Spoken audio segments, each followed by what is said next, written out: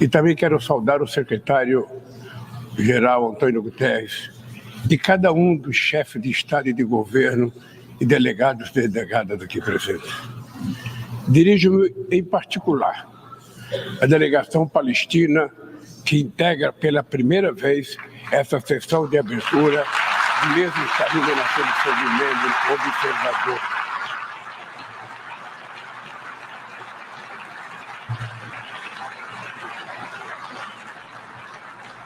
E quero saudar a presença do presidente Mahmoud Abbas aqui presente. Senhoras e senhores, adotamos ontem, aqui neste mesmo plenário, o Pacto para o Futuro. Sua difícil aprovação demonstra o enfraquecimento de nossa capacidade coletiva de negociação e de diálogo. Seu alcance limitado também é a expressão do paradoxo do nosso tempo. Andamos em círculos entre compromissos possíveis que levam a resultados insuficientes. Nem mesmo com a tragédia da Covid-19 fomos capazes de nos unir em torno de um tratado sobre pandemias na Organização Mundial da Saúde. Precisamos ir muito além e dotar a ONU dos meios necessários para enfrentar as mudanças vertiginosas do panorama internacional. Vivemos momentos de crescentes angústias, frustrações, tensões e medo. Testemunhamos a alarmante escalada de disputas geopolíticas e de rivalidades estratégicas.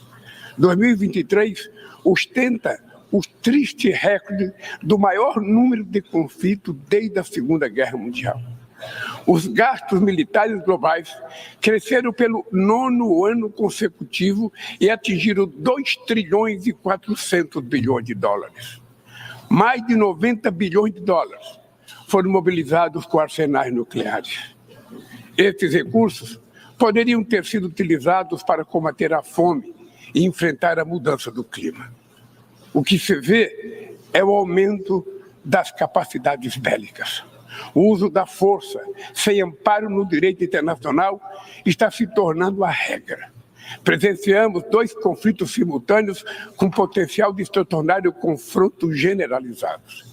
Na Ucrânia, é com pesar que vemos a guerra se estender sem perspectiva de paz. O Brasil condenou de maneira firme a invasão do território ucraniano. Já está claro que nenhuma das partes conseguirá atingir todos os seus objetivos pela via militar. O recurso a armamento cada vez mais destrutivos traz à memória os tempos mais sombrios do confronto estéril da Guerra Fria. Criar condições para a retomada do diálogo direto entre as partes é crucial neste momento. Esta é a mensagem do entendimento de 6 pontos que China e Brasil oferecem para que se instale um processo de diálogo e o fim das hostilidades. Em Gaza e na Cisjordânia, assistimos a uma das maiores crises humanitárias da história recente e que agora se expande perigosamente para o Líbano. O que começou como ação terrorista de fanáticos contra civis israelenses inocentes tornou-se uma punição coletiva de todo o povo palestino. São mais de 40 mil vítimas fatais, em sua maioria mulheres e crianças. O direito de defesa transformou-se no direito de vingança, que impede um acordo para a liberação de reféns e adia o cessar-fogo. Conflitos esquecidos no Sudão e no Iêmen impõem sofrimento atroz a quase 30 milhões de pessoas. Este ano, o número dos que necessitam de ajuda humanitária no mundo chegará a 300 milhões de pessoas. Em tempos de crescente polarização, expressões como desglobalização se tornaram corriqueiras. Mas é impossível desplanetizar nossa vida em comum. Estamos condenados à interdependência da mudança climática. O planeta já não espera para cobrar da próxima geração e está farto de acordos climáticos que não são cumpridos. Está cansado de metas de redução de emissão de carbono negligenciadas do auxílio financeiro aos países pobres que nunca chega. O negacionismo sucumbe ante as evidências do aquecimento global. 2024 caminha para ser o ano mais quente da história moderna. Furacões no Caribe, tufões na Ásia, secas e inundações na África e chuvas torrenciais na Europa deixam um rastro de morte e de destruição. No sul do Brasil, tivemos a maior enchente desde 1941. A Amazônia está atravessando a pior estiagem em 45 anos. Incêndios florestais se alastraram pelo país e já devoraram 5 milhões de hectares apenas no mês de agosto. O meu governo não terceiriza a responsabilidade e nem abdica da sua soberania. Já fizemos muito, mas sabemos que é preciso fazer muito mais. Além de enfrentar os desafios da crise climática, lutamos contra quem lucra com a degradação ambiental. Não transigiremos com litígios ambientais, com o garimpo ilegal e com o crime organizado. Reduzimos o desmatamento na Amazônia em 50% no último ano e vamos erradicá-lo até 2030. Não é mais admissível pensar em soluções para as florestas tropicais sem ouvir os povos indígenas, comunidades tradicionais e todos aqueles que vivem nelas. Nossa visão de desenvolvimento sustentável está alicerçada no potencial da bioeconomia. O Brasil sediará a COP30 em 2025, convicto de que o multilateralismo é o único caminho para superar a urgência climática. Nossa contribuição nacionalmente determinada, o NDC, será apresentada ainda este ano, em linha com o objetivo de limitar o aumento da temperatura do planeta a 1,5 graus. O Brasil desponta como celeiro de oportunidade neste mundo revolucionado pela transição energética. Somos hoje um dos países com a matriz energética mais limpa do mundo. 90% da nossa eletricidade provém de fontes renováveis, como a biomassa, a hidrelétrica, a solar e a eólica. Fizemos opção pelos biocombustíveis há 50 anos, muito antes que a discussão sobre energias alternativas ganhasse tração. Estamos na vanguarda em outros nichos importantes, como o da produção do hidrogênio verde. É hora de enfrentar o debate sobre o ritmo lento da descarbonização do planeta e trabalhar por uma economia menos dependente de combustíveis fósseis. Senhor presidente, na América Latina vive-se desde 2014 uma segunda década perdida. O crescimento médio da região nesse período foi de apenas 0,9%, metade do verificado na década perdida de 1980. Essa combinação de baixo crescimento e altos níveis de desigualdade resulta em efeitos nefastos sobre a paisagem política. Tragada por disputas muitas vezes alheias à região, nossa vocação de cooperação e entendimento se fragiliza. É injustificado manter Cuba em uma lista unilateral de estados que supostamente promovem terrorismo e impor medidas coercitivas unilaterais que penalizam indevidamente as populações mais vulneráveis. No Haiti, é inadiável conjugar ações para restaurar a ordem pública e promover o desenvolvimento. No Brasil, a defesa da democracia implica ação permanente ante investidas extremistas, messiânicas e totalitárias, que espalham o ódio, a intolerância e o ressentimento. Brasileiras e brasileiros continuarão a derrotar os que tentam solapar as instituições e colocá-las a serviço de interesses reacionários. A democracia precisa responder às legítimas aspirações dos que não aceitam mais a fome, a desigualdade, o desemprego e a violência. No mundo globalizado, não faz sentido recorrer a falsos patriotas e isolacionistas. Tampouco a esperança no recurso a experiências ultraliberais que apenas agravam as dificuldades de um continente depauperado. O futuro de nossa região passa, sobretudo, por construir um Estado sustentável, eficiente, inclusivo e que enfrente todas as formas de discriminação, que não se intimida ante indivíduos, corporação ou plataformas digitais que se julgam acima da lei. A liberdade é a primeira vítima de um mundo sem regras. Elementos essenciais da soberania incluem o direito de legislar, julgar disputas e fazer cumprir as regras dentro de seu território, incluindo o ambiente digital. O Estado que estamos construindo é sensível às necessidades dos mais vulneráveis, sem abdicar de fundamentos macroeconômicos sadios. A falsa oposição entre o Estado e o mercado foi abandonada pelas nações desenvolvidas, que voltaram a praticar políticas industriais ativas e forte regulação da economia doméstica. Na área de negligência da inteligência artificial, vivenciamos a consolidação de assimetrias que levam a um verdadeiro oligopólio do saber. Avança a concentração sem precedentes na mão de pequeno número de pessoas e de empresas sediadas em um número ainda menor de países. Interessa-nos uma inteligência artificial emancipadora, que também tenha a cara do sul global e que fortaleça a diversidade cultural, que respeite os direitos humanos, proteja dados pessoais e promova a integridade da informação. E, sobretudo, que seja ferramenta para a paz, não para a guerra. Necessitamos de uma governança intergovernamental da inteligência artificial, em que todos os estados tenham assento. Senhor presidente, as condições para acesso a recursos financeiros seguem proibitivas para a maioria dos países de renda baixa e média.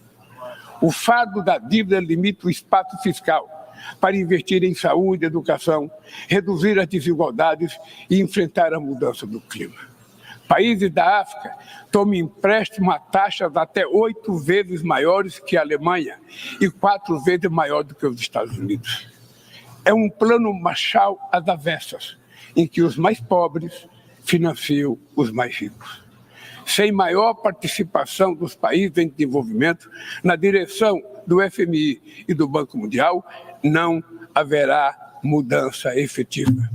Enquanto os objetivos do desenvolvimento sustentável ficam para trás, as 150 maiores empresas do mundo obtiveram juntas um lucro de 1 trilhão e 800 bilhões de dólares nos últimos 2 anos. A fortuna dos 5 principais bilionários mais que dobrou desde o início dessa década, ao passo que 60% da humanidade ficou mais pobre. Os super ricos pagam proporcionalmente muito menos impostos do que a classe trabalhadora. Para corrigir essa anomalia, o Brasil tem insistido na cooperação internacional para desenvolver padrões mínimos de tributação global. Os dados divulgados há 2 meses pela FAO sobre o estado da insegurança alimentar no mundo são estarrecedores. O número de pessoas passando fome ao redor do planeta aumentou em mais de 152 milhões desde 2019. Isso significa que 9% da população mundial, 733 milhões de pessoas, estão subnutridas. O problema é especialmente grave na África e na Ásia, mas ele também persiste em partes da América Latina. Mulheres e meninas são as vítimas maiores de pessoas em situação de fome no mundo. Pandemias, conflitos armados, eventos climáticos de subsídios agrícolas dos países ricos ampliam o alcance deste flagelo. Mas a fome não é resultado apenas de fatores externos. Ela decorre, sobretudo, de escolhas políticas. Hoje, o mundo produz alimento mais do que suficiente para erradicá-la. O que falta é criar condições de acesso aos alimentos. Esse é o compromisso mais urgente do meu governo. Acabar com a fome no Brasil, como fizemos em 2014. Só em 2023, retiramos 24 milhões e 400 mil pessoas da condição de insegurança alimentar severa. A Aliança Global contra a Fome e a Pobreza, que lançaremos no Rio de Janeiro, em novembro, nasce dessa vontade política e desse espírito de solidariedade. Ela será um dos principais resultados da presidência brasileira do G20 e está aberta a todos os países do mundo. Todos os que queiram se somar a esse esforço coletivo serão muito bem-vindos. Senhor presidente, senhoras e senhores, prestes a completar 80 anos, A Carta das Nações Unidas nunca passou por uma reforma abrangente. Apenas 4 emendas foram aprovadas, todas elas entre 1965 e 1973. A versão atual da Carta não trata de alguns dos desafios mais prementes da humanidade. Na fundação da ONU, éramos 51 países. Hoje, somos 193. Várias nações, principalmente no continente africano, estavam sob domínio colonial e não tiveram voz sobre seus objetivos e funcionamento. Inexiste equilíbrio de gênero no exercício das mais altas funções. O cargo de secretário-geral jamais foi ocupado por uma mulher.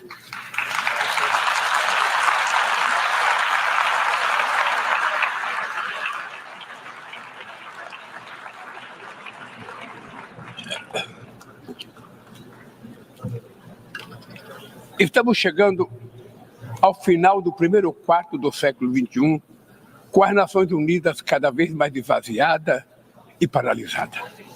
É hora de reagir com vigor a essa situação, restituindo à organização as prerrogativas que decorrem da sua condição de Fórum Universal.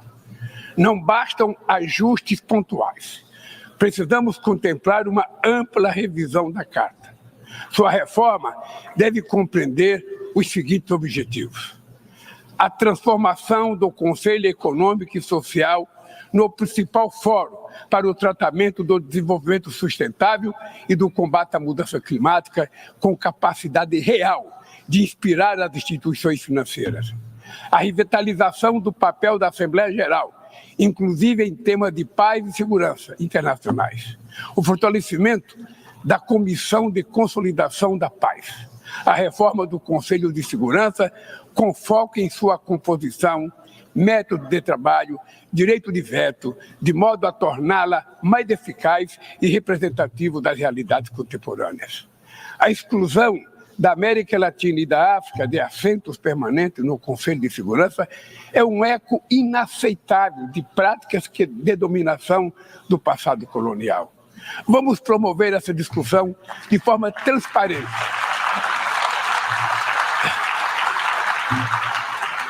Vamos promover essa discussão de forma transparente, em consulta no G77, no G20, nos BRICS, na CELAC, no CARICOM e tantos outros espaços que existem para discutir.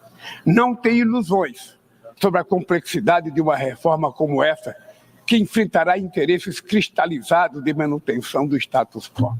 Exigirá enorme esforço de negociação, mas essa é a nossa responsabilidade. Não podemos esperar por outra tragédia mundial, como a Segunda Grande Guerra, para só então construir sobre seus escombros uma nova governança global. A vontade da maioria pode persuadir os que se apegam às expressões cruas dos mecanismos de poder. Neste plenário, ecoam as aspirações de toda a humanidade. Aqui, travamos os grandes debates do mundo. Neste fórum, buscamos as respostas para os problemas que afligem o planeta. Recai sobre a Assembleia Geral, expressão maior do multilateralismo, a missão de pavimentar o caminho para o futuro. Muito obrigado e boa sorte.